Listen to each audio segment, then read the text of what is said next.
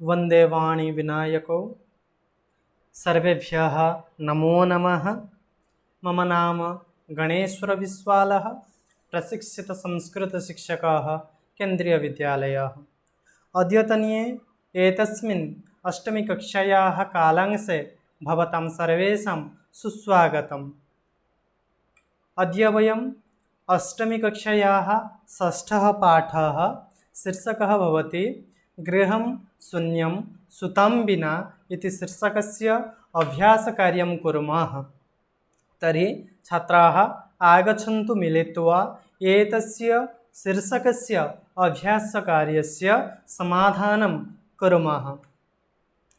तत्रादौ अभ्यासकार्ये प्रथमप्रश्नः एवं प्रकारेण अस्ति यत् अधोलिखितानां प्रश्नानाम् उत्तराणि संस्कृतभाषया लिखत, अर्थात नीचे दिए गए प्रश्नों का उत्तर संस्कृत भाषा में लिखिए।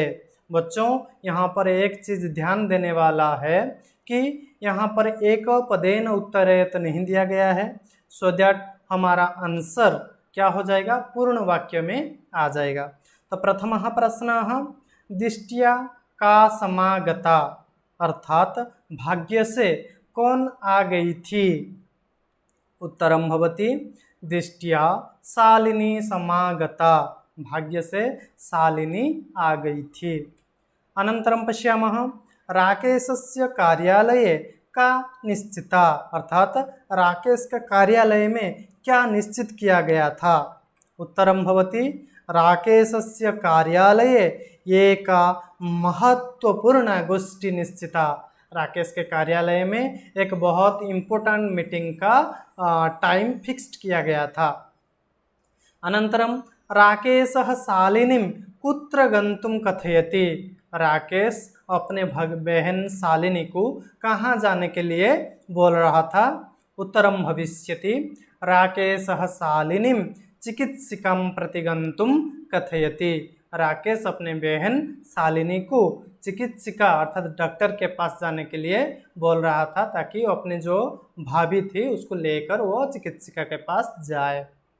अनन्तरं पश्यामः सायंकाले भ्राता कार्यालयात् आगत्य किं करोति, जब सायंकाल से भ्राता कार्यालय से घर को आ गए थे तब वो क्या कर रहे थे। उत्तरम भविष्यति सायंकाले भ्राता कार्यालयात् आगत्य हस्तपादादिकं प्रक्षाल्य वस्त्राणि च परिवर्त्य पूजागृहं गत्वा दीपं प्रज्वालयति भवानी स्तुतिं चापि करोति। अर्थात सायंकाल आ जाने से भैया जब राकेश अपने घर लौट आया कार्यालय से, वो अपने हाथ पैर आदि को प्रक्षालन करके अपना जो वस्त्र था उसको परित्याग करके परिवर्तन करके पूजा गृह को गया और पूजा गृह में प्रदीप प्रज्वालन पूर्वक भवानी स्तुति किया। अनन्तरं पश्यामः राकेशः कस्याः तिरस्कारं करोति, राकेश किसका तिरस्कार कर रहा था। उत्तरम भवति राकेशः सृष्टेः उत्पादिन्याः शक्त्याः तिरस्कारं करोति, राकेश जो सृष्टि के उत्पादनी जो शक्ति है अर्थात जो मातृशक्ति है, जो कन्या है, उनका तिरस्कार कर रहा था राकेश। अनन्तरं पश्यामः शालिनी भ्रातरं कां प्रतिज्ञां कर्तुं कथयति, शालिनी अपने भैया राकेश को ऐसे क्या चीज़ प्रतिज्ञा करने के लिए बोल रहा था। उत्तरम भविष्यति शालिनी भ्रातरं कन्यायाः रक्षणे तस्याः पाठने दत्तचित्तः स्थास्यसि इति प्रतिज्ञां कर्तुं कथयति, शालिनी अपने भैया राकेश को कन्यायाः रक्षणे, कन्या का रक्षण करने में, और तस्याः पाठने, और कन्या कैसे आगे अच्छे से पढ़ पाएंगे, इसीलिए दत्तचित्त स्थास्यसि, अर्थात हमारे मन में ये नहीं रहना चाहिए कि हम बेटियों को नहीं पढ़ाएंगे, ओनली जो हमारे घर के जो लड़के हैं उनको ही पढ़ाएंगे। ये सोच को त्याग करके लड़कियों को भी पढ़ाई में हेल्प करेंगे, उनको भी आगे बढ़ाएंगे, ऐसे सोच रखने के लिए उनको प्रतिज्ञा करवाई थी।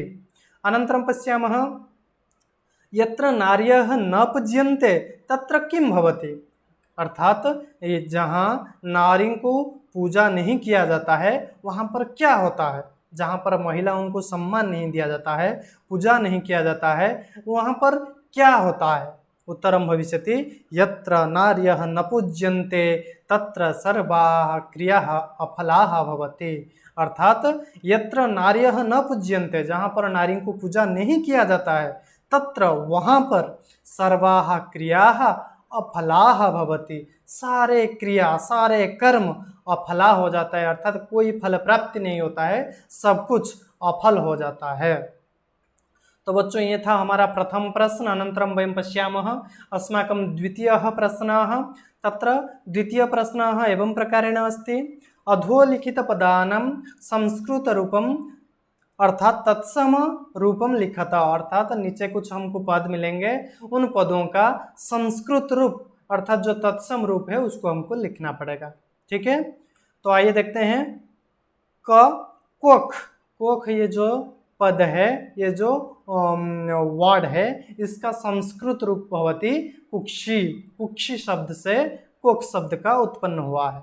अनंतरम पश्यामः साथ, हम सब जानते हैं सह अर्थात सह साकम समम सार्धम, ये जो चार चीज है वो साथ को ही समझाता है। अनंतरम गोद, जो गोद अर्थात क्रोडम, गोद का संस्कृत रूपम भवति क्रोडम। भाई, भाई इत्यस्य संस्कृत रूपम भवति भ्राता। अनंतरम कुआं इत्यस्य संस्कृत रूपम भवति कूपः, अकारान्त पुल्लिंग शब्दः कूपः। अनंतरम दूध, दूध इत्यस्य पदस्य संस्कृत रूपम भवति दुग्धम। अनंतरम पश्यामः प्रश्न संख्या तृतीयः। प्रश्न संख्या तृतीये प्रश्नः एवं प्रकारेण अस्ति उदाहरणम् अनुसृत्य कोष्टक प्रदत्तेषु पद्येषु तृतीया विभक्तिं प्रयुज्य रिक्त स्थानानि पूरयत। छात्र यहाँ पर हमको ध्यान देना है कि यहाँ पर जो ब्रैकेट में जो सारे पद दिए गए हैं उन पद में हमको तृतीया विभक्ति लगाना है, उन पदों का तृतीया विभक्ति रूप हमको कर्म बनाना है और शून्य स्थान पूर्ति करना है। तत्र क में प्रश्न भवति मात्रा सह डैश सह पुत्री गच्छति। मातृ था शब्द, मातृ शब्द का तृतीया विभक्ति रूप बन गया, तृतीया विभक्ति एक वचन में मात्रा। मातृ जो शब्द है ऋकारांत स्त्रीलिंग शब्द है, उसका तृतीया विभक्ति में रूप बनता है मात्रा। अनंतरम पश्यामः ख डैश बिना विद्या न लभते। डैश बिना विद्या न लभते, ब्रैकेट में दिया गया है हमको परिश्रम। परिश्रम शब्द को हमको तृतीया विभक्ति बनाना है, परिश्रमेण बिना विद्या न लभते। बिना एक उपपद विभक्ति है, आप सभी जानते हो, तो बिना योग में द्वितीय तृतीया पंचमी रूप विभक्ति होता है, लेकिन यहाँ पर हम इसीलिए तृतीया विभक्ति किए हैं क्योंकि हमारे प्रश्न में ऑलरेडी हमको बताया गया है कि तृतीया विभक्ति प्रयोग करना है। तो परिश्रमेण बिना विद्या न लभते, परिश्रम के बिना विद्या लाभ नहीं किया जा सकता है। बच्चों यहाँ पर जो परिश्रमेण रूप बना है, यहाँ पर णत्व विधि किया गया है। णत्व विधि के बारे में मैं अगले एक वीडियो बनाऊंगा, वहाँ पर आपको बताऊंगा कहाँ पर णत्व विधि होता है और कैसे होता है। इतना यहाँ पर ध्यान रखिए, यहाँ पर परिश्रम शब्द से णत्व विधि किया गया है, परिश्रमेण रूप बना है। अनंतरम पश्यामः छात्रः डैश लिखति शब्द भवति लेखनी। लेखनी शब्दस्य तृतीया विभक्ति रूप भवति लेखन्या। तो लेखन्या अर्थात लेखनी के द्वारा लिख रहा है, छात्रः लेखन्या लिखति। अनन्तरं पश्यामः सूरदासः डैश अंधः आसीत्। सूरदास नेत्राभ्याम अंधः आसीत्। सूरदास दोनों आंख से वो अंधा है, इसलिए यहाँ पर नेत्राभ्याम में द्विवचन हुआ है, क्योंकि हमारे पास दो आंखें हैं, इसलिए नेत्र शब्द का द्विवचन में रूप हुआ है नेत्राभ्याम। अनन्तरं पश्यामः सः डैश साकं समयं यापयति। सः मित्र रूप शब्द है, मित्र का रूप बन गया मित्रेण। बच्चों यहाँ पर भी णत्व विधि बताया गया है, तो सह मित्रेण साकम समयम यापयति। यहाँ पर भी उपपद विभक्ति आया है, आपको पता है साकम उपपद योग में तृतीय विभक्ति होता है, तो मित्र शब्द का तृतीय विभक्ति हो गया मित्रेण। सह मित्रेण साकम समयम यापयति, वो अपने मित्र के साथ अपने समय अतिवाहित कर रहा है। तो यहाँ पर उत्तर और एक बार मैं बता दे रहा हूँ। ख का उत्तर होता है परिश्रमेण, ग इत्यस्य उत्तरम भवति लेखन्या, घ इत्यस्य उत्तरम भवति नेत्राभ्यम, व इत्यस्य उत्तरं भवति मित्रेण। अनन्तरं वयं पश्यामः प्रश्नसङ्ख्या 4। तत्र प्रश्नः भवति क स्तम्भे विशेषणपदं दत्तं ख स्तम्भे च विशेष्यपदं तयोर्मेलनम कुरुत। अर्थात हमको यहाँ पर दो स्तंभ दिया गया है, क स्तंभ और ख स्तंभ। हमको क्या करना है, क स्तंभ में कुछ विशेषण पद दिए गए हैं और ख स्तंभ में कुछ विशेष्य पद दिए गए हैं, हमको वो दोनों को मिलाना है। उसका साधारण एक नियम आपको बताया था और एक बार बता देता हूँ। जो विशेष्य पद होता है और जो विशेषण पद होता है, ये दोनों में कुछ सामंजस्य रहता है। अर्थात विशेष्य पद में जो लिंग, जो विभक्ति और जो वचन रहता है, वही लिंग, वही विभक्ति, वही वचन आपको विशेषण पद में भी दिखने के लिए मिलता है। तो आइए देखते हैं। एक में क्या दिया गया है, स्वस्था। स्वस्था इत्यस्य विशेषण पदस्य विशेष्य पदम भवति मनोदशा। स्वस्था मनोदशा। द्वितीय में महत्वपूर्णा गोष्ठी। तृतीय में जघन्यम कृत्यम। चतुर्थ में क्रीडन्ती पुत्री। पंचम व अंतिम में कुत्सिता वृत्ति। तो ऐसे था हमारा विशेष्य और विशेषण पद का मेलन। आप इसी को अपने अभ्यास कर सकते हो। अनन्तरं वयं पश्यामः। अनन्तरं प्रश्नं, तत्र प्रश्नः भवति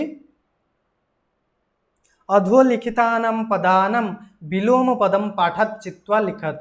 नीचे कुछ हमको पद मिलेंगे, उन पदों का विलोम पद अर्थात अपोजिट वर्ड पाठत चित्वा लिखत। हमको पाठ से, जो हमारे पाठ था गृहम शून्यम सुताम बिना, उस पाठ से इस पद के अपोजिट वर्ड विलोम पद क्या यूज किया गया है उसको लाना है और लिखना है। तत्र प्रथमः भवति स्वः। स्वः अर्थात जो आने वाला कल, उसका अपोजिट वर्ड क्या यूज हुआ था, ह्यः अर्थात बीते हुए कल। अनन्तरं वयं पश्यामः। ख प्रसन्ना चिंतिता। प्रसन्ना अर्थात आनंदिता, प्रसन्नमना, चिंतिता अर्थात चिंताग्रस्ता, चिंतामग्ना एवं प्रकारेण। अनन्तरं पश्यामः वरिष्ठा, उसका अपोजिट आ जाएगा कनिष्ठा। वरिष्ठा अर्थात बड़े, कनिष्ठा छोटी। अनन्तरं वयं पश्यामः। अनन्तरं पदं भवति प्रशंसितं। प्रशंसितम् इत्यस्य विलोम पदं भवति गर्हितम्। अर्थात प्रशंसितम प्रशंसा करना, गर्हितम निंदा करना। निंदितम भी हो सकता है, लेकिन यहाँ पर पाठ में गर्हितम इति पदम प्रयुज्यम भवति। अनन्तरं वयं पश्यामः। प्रकाशः अंधकारः। प्रकाशः अर्थात आलोकितः, अंधकारः अर्थात अंधकारयुक्तः। सफलाः इत्यस्य विलोम पदं भवति अफलाः। सफला अर्थात सफलता प्राप्त करना, अफलाः अर्थात विफल होना, विफलता प्राप्त करना। अनन्तरं पश्यामः निरर्थकः इति पदस्य विलोम पदं भवति सार्थकः। निरर्थक जिसका अर्थ नहीं है, सार्थक अर्थात अर्थयुक्त, अर्थ संयुक्त। अनन्तरं पश्यामः षष्ठः प्रश्नः। रेखांकित पदम आधृत्य प्रश्न निर्माणं कुरुत। रेखांकित पदम आधृत्य, रेखांकित पद को आधार करके प्रश्न निर्माणं कुरुत, प्रश्न निर्माण करना है। क में क्या दिया गया है, तो बच्चों आप लोगों को और एक बार बता देना चाहता हूँ। जब हम प्रश्न निर्माण करते हैं, प्रश्न निर्माण करने के लिए हमारे कुछ स्टेप्स होते हैं। वो स्टेप्स क्या है, वो स्टेप्स ये है, जो रेखांकित हमारे पद है, पहले हमको क्या करना है, रेखांकित पदम का लिंग, विभक्ति और वचन, ये तीनों को हमको निर्णय करना है। उसके बाद जब हमको रेखांकित पद का लिंग, विभक्ति और वचन मिल जाता है, उसके बाद हमको किम शब्द का जरूरत होता है, क्योंकि प्रश्न निर्माण करने के लिए किम शब्द का आवश्यकता बहुत ही है। इसलिए किम शब्द के पास हम उसके बाद चलते हैं। उस किम शब्द के पास जाने के बाद हमको वहाँ पर 3 लिंग का रूप मिलता है। किम शब्द का पुल्लिंग में रूप है, जो होता है कह, कऊ, के रूप चलता है। स्त्रीलिंग का रूप है का, के, काहा ऐसे रूप चलता है। और नपुंसक का लिंग का रूप भी है किम, के, कानी ऐसे रूप चलता है। तो हमको क्या करना है, जो रेखांकित पद है वो जो लिंग में होगा वही लिंग का किम शब्द के पास जाना है और उसी विभक्ति और वचन को ले लेना है, हमारा प्रश्न निर्माण हो जाएगा। तो आइए कुछ अभ्यास करते हैं। तत्र प्रथमः भवति क प्रसन्नतायाः विषयः अयम् अयं विषयः प्रसन्नतायाः। तो प्रसन्नतायाः इति पदं कस्मिन् लिङ्गे अस्ति इति चिन्तयामः। अत्र मूलशब्दः भवति प्रसन्नता। प्रसन्नता इति शब्द स्त्रीलिंगांत है, आकारांत स्त्रीलिंग शब्द। तो लिंग हमको पता चल गया, स्त्रीलिंगांत शब्द है प्रसन्नता। उसके बाद हम जाएंगे विभक्ति और वचन के पास। प्रसन्नतायाः अत्र षष्ठी विभक्ति एक वचने प्रयोगः अस्ति। अतः किम शब्दस्य स्त्रीलिंगे षष्ठी विभक्ति एक वचने रूपं भवति कस्याः। अनन्तरं पश्यामः सर्वकारस्य घोषणा अस्ति। अत्र रेखांकितं पदं भवति सर्वकारस्य।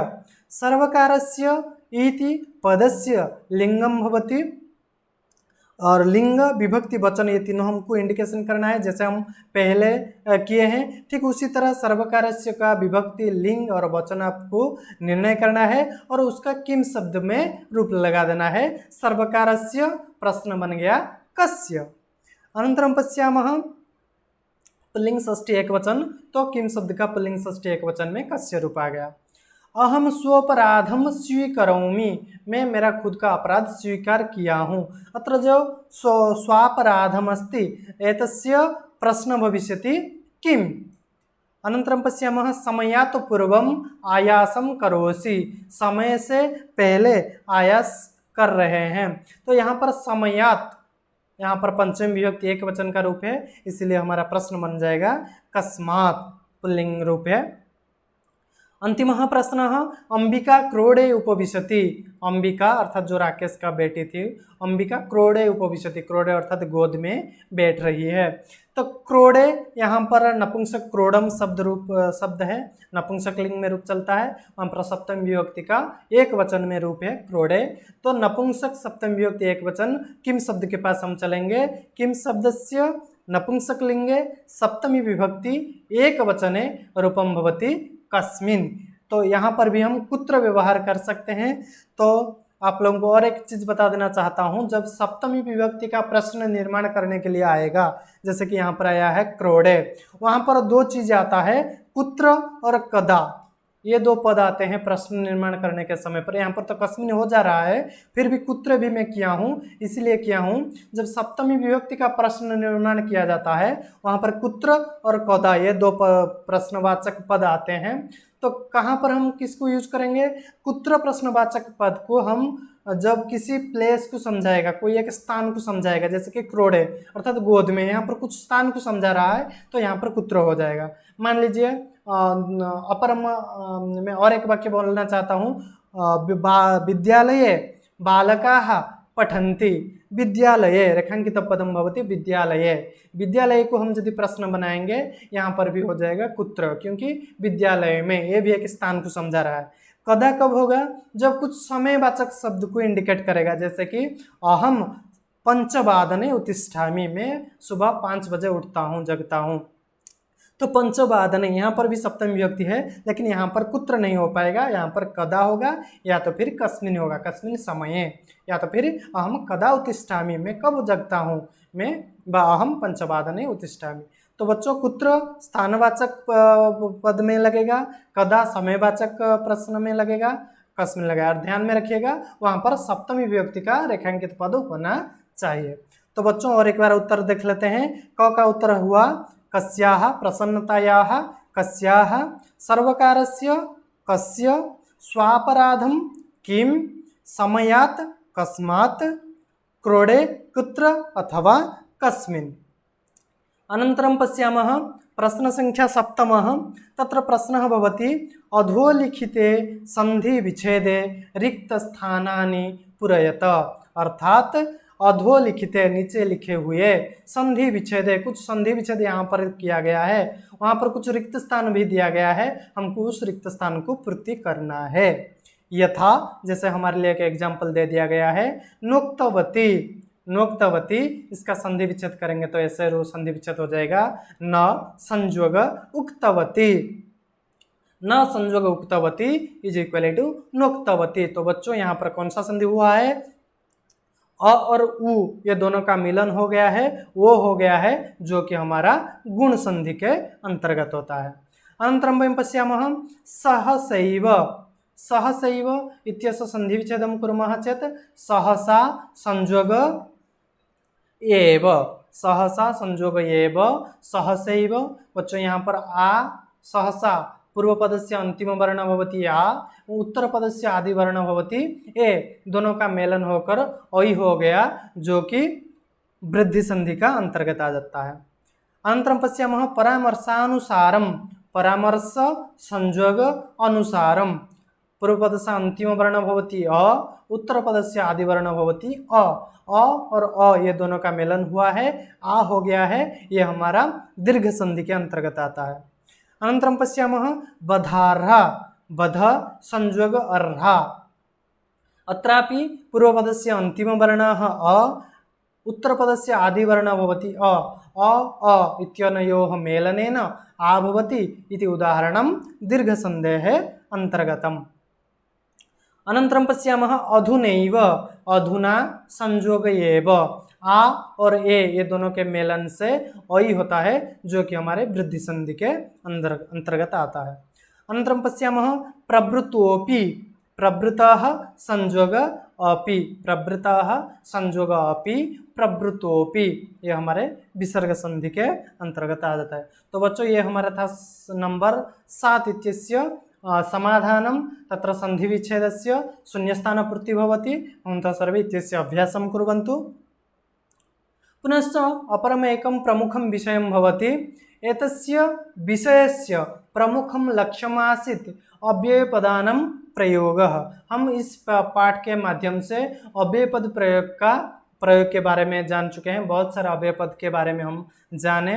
तो यहाँ पर हमको कुछ जो विषय में जो सारे अव्ययपद प्रयोग हुआ है उन अव्ययपद का नाम और उसका क्या हिंदी अर्थ है दिया गया है, उसको एक बार अवलोकन कर लेते हैं।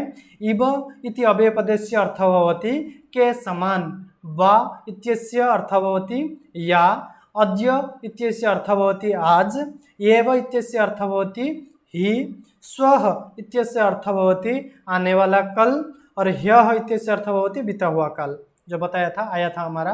तद इति अव्ययपदस्य अर्थः भवति वह, कथम इत्यस्य अर्थः भवति कैसे, यदा इत्यस्य अर्थः भवति जब या तो फिर तदा तब, वृथा इत्यस्य अर्थः भवति व्यर्थ, किम इत्यस्य अर्थः भवति क्या, खलु इत्यस्य अर्थः भवति निश्चयबोधक अव्यय, निश्चय किसी कोई चीज को निश्चयता प्रदान जब करता है हम खलु अव्ययपद का प्रयोग करते हैं। अधुना इत्यस्य अर्थः भवति इस समय, वर्तमान समय। सहसा इत्यस्य अर्थः भवति अचानक, हठात, तुरंत। ह्यः इत्यस्य अर्थः भवति जो बता दिया हूँ बीता हुआ कल। अनन्तरं पश्यामः यद् इत्यस्य अर्थः भवति जो, चेत् इत्यस्य अर्थः भवति यदि, तुष्णीम् इत्यस्य अर्थः भवति चुपचाप, यदि इत्यस्य अर्थः भवति यदि तर्हि तो, अलम इत्यस्य अर्थः भवति व्यर्थ, किमर्थम इत्यस्य अर्थः भवति किस लिए।